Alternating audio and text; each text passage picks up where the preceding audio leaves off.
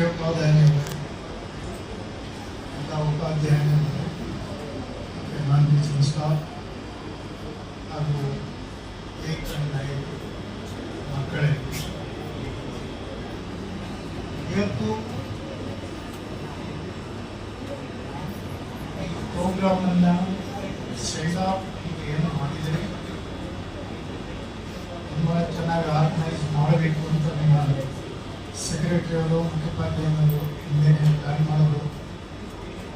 ಅವರ ಆಸೆ ಅಂತೆ ಮತ್ತೆ ನಿಮ್ಮ ಕನ್ವೀನಿಯಂಟ್ ಅಂತೆ ಸ್ಕೂಲಿಂದ ಹೊರಗಡೆ ಮಾಡಬೇಕು. ನೀವು ಎಷ್ಟೇ ಎಂಜಾಯ್ ಮಾಡಿದ್ರು ಟೀಚರು ಅನ್ನೋ ಜಾಗ ನಿಮಗೆ ಸಿಗಬೇಕು. ಆದರೆ ಕಿರ್ಚಿಂಗ್ರಿ ಮಾತ್ರ ಬಿಡೋದಿಲ್ಲ, ಅದು ಸೌಂಡ್ ಕಮ್ಮಿ ಮಾಡಬೇಕು ಅಂತ ಮೊದಲೇ ಹೇಳ್ತಾ ಇದ್ದೆ ನಾನು.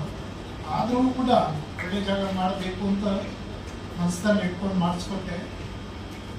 ಅಷ್ಟಿದ್ರು ಒಂದು ಸ್ವಲ್ಪ ಎಕ್ಸಸ್ ಆಯಿತು. ಅಷ್ಟು ಎಂಜಾಯ್ ಮಾಡೋಕ್ಕೆ ಹೋಗ್ಬಾರ್ದು. ಎಂಜಾಯ್ ಮಾಡಿದ್ರಿ, ಸ್ವಲ್ಪ ಗಲಾಟೆ ಮಾಡಿದ್ರಿ, ಆದರೂ ಕೂಡ ನೈಸ್. 8ರಿಂದ 9ಗೆ ಬಂದವರು 9ರಿಂದ 10ಗೆ ಬರೋವರೆಗೂ ಹೈಸ್ಕೂಲನ್ನು ನೋಡ್ತಾನೆ ಇದ್ದೀರ. 10th ಅಲ್ಲಿ ನೀವು ಇದೇ ಸೆಂಡಪ್ ಅಲ್ಲ, ನಿಮಗೆ ಬಹುಶಃ ನಿಮ್ಮ ಕಡೆ ಈಗ ನೋಡಿದ್ರೆ 10th ನೋಡಿ ಎಷ್ಟು ಚೆನ್ನಾಗಿ ಬಂದಿದ್ದೀರ ಅಂದರೆ ಪೇರೆಂಟ್ಸ್ ಎಷ್ಟು ಖುಷಿ ಆಗ್ತದೆ. ನೀವು ಮಾಡಿರೋ ಡ್ರೆಸ್ಸು, ನೀವು ಬಂದಿರೋ ಎಕ್ಸಿಕ್ಯೂಟಿವ್ಸ್ ನಿಮ್ಮನ್ನು ನೋಡಿ ಪೇರೆಂಟ್ಸ್ ಎಷ್ಟು ಖುಷಿ ಪಡ್ತಾರೋ ಅಥವಾ ನೋಡಿದವ್ರು ಖುಷಿ ಪಡ್ತಾರೋ ಅಷ್ಟೇ. ಒಂದು ಸಂಸ್ಥೆಗೆ ನೀವು ಎಕ್ಸಿಕ್ಯೂಟಿವ್ಸ್ ಆದರೆ, ಒಂದು ಒಳ್ಳೆ ಸಂಸ್ಥೆಗೆ ನಮ್ಮ ಶಾಲೆಯಲ್ಲಿ ಓದಿ ನೀವು ಎಕ್ಸಿಕ್ಯೂಟಿವ್ಸ್ ಆದರೆ, ಡಾಕ್ಟರ್ ಆದರೆ, ಇಂಜಿನಿಯರ್ ಆದರೆ, ಆಫೀಸರ್ಸ್ ಆದರೆ, ಒಳ್ಳೆ ಪ್ಲಾನನ್ನು ಮಾಡ್ಕೊಂಡು ಮೇಲಕ್ಕೆ ಹೋದರೆ ಸಂಸ್ಥೆಗಳಿಗೂ ಖುಷಿ ಆಗುತ್ತೆ, ಪೇರೆಂಟ್ಸ್ಗೂ ಖುಷಿ ಆಗುತ್ತೆ. ಈ ಸ್ಟೇಟ್ನಲ್ಲಿ ನಮ್ಮ ಮನೆಗಳಲ್ಲಿ ಹುಟ್ಟಿ ಈ ದೇಶದಲ್ಲಿ ಹುಟ್ಟಿದ್ದಕ್ಕೆ ಸಾಕಾಗುತ್ತೆ. ಆದ್ದರಿಂದ ಈಗ ಏನೇನೋ ಪ್ಲಾನ್ ಮಾಡ್ಕೊಂಡಿದ್ದೀರಿ, ಇಷ್ಟು ದಿವಸ ಆಟ ಆಡಿದ್ದಾಯ್ತು. 9ರಿಂದ 10ಗೆ ಬರೋ ನೆಕ್ಸ್ಟ್ ಇಯರ್ ಪ್ಲಾನ್ ಮಾಡಬೇಕು. 10th ನೋಡಿ ಬಿಡೋರು ಇವಾಗ ಕಾಲೇಜ್ನಲ್ಲಿ ಹೇಗೆ ಹೋಗ್ಬೇಕು, ಕಾಲೇಜ್ ಹೋಗ್ಬೇಕಾದ್ರೆ ಈ ಮುಂದಿನ ಒಂದು 15 days ಹೆಂಗಿರಬೇಕು, ಹೇಗಿರಬೇಕು, ಬರೀ ಸ್ಟೈಲ್ ಆಗಿದ್ದರೆ ಸ್ಟೈಲ್ ಜೊತೆಗೆ ಕಲಿಬೇಕು. ನೀವು 20 days ಸ್ವಲ್ಪ ಮಾತ್ರ ಯೋಚನೆ ಮಾಡಿದ್ರೆ ಖಂಡಿತ ನೀವು 90 and above ಬಂದೇ ಬರ್ತೀರ. ಈ ಸರಿ ಪ್ರಶ್ನೆಗಳು ಸ್ವಲ್ಪ ಚೇಂಜ್ ಇರುತ್ತೆ. ಇವತ್ತಿಂದನೇ ಟ್ರೈ ಮಾಡಿ, ನೀವು ಬರೋಲ್ಲ ನೋಡಿ, ಆಮೇಲೆ ಮಾರ್ಕ್ಸ್ಕೊಂಡು ಬರ್ತೀರ ನಾವು.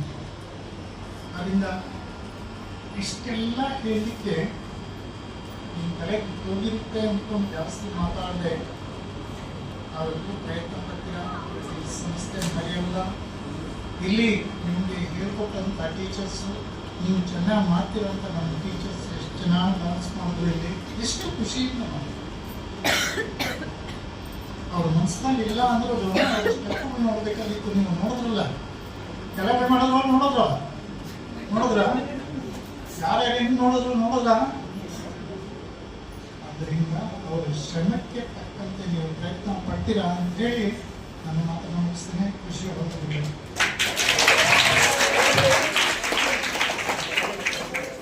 Thank you very much, sir, for inspiring and thought-provoking words.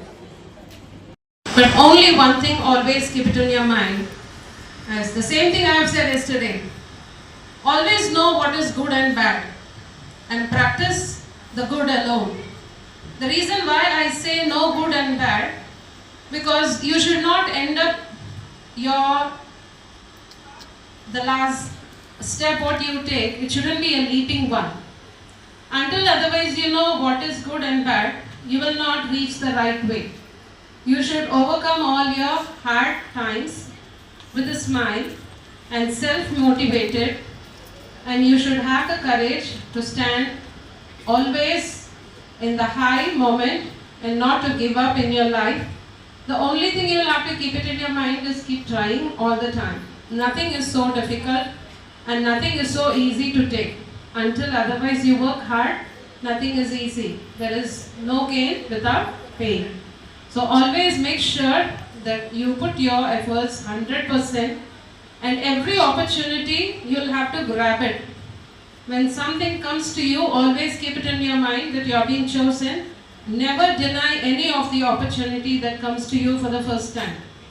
Let it be a known thing or an unknown thing, always make sure you give it a try. That is always should be there. After letting the opportunity, regretting in the later will not yield you anything. And for your exams, I would like to wish you all the best. Prepare well. May God bless you all. Thank you for this opportunity. Thank you.